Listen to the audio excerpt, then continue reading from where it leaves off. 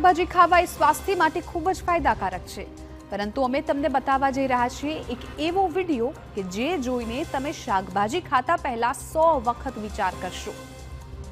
શાકભાજીને લીલાછમ રાખવા માટે તેના પર પાણી છાંટતા ફેરિયાઓને તો તમે જોયા હશે, પરંતુ આ દ્રશ્યો જુઓ।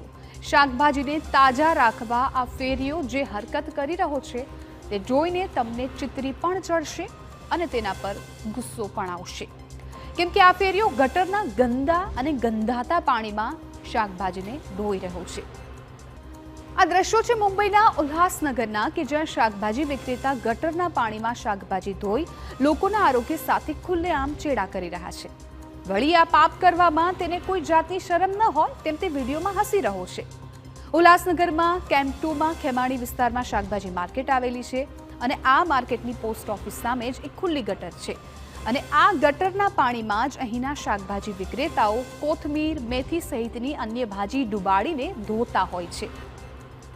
શાકભાજી વિક્રેતાઓ આટલેથી જ નથી અટકતા, તેઓ આ ગટરનું પાણી કાઢી તે ભાજી પર પાછું છાંટે છે અને આવા ગટરના ગંદા પાણીમાં ધોવાયેલા શાકભાજી વેચે છે।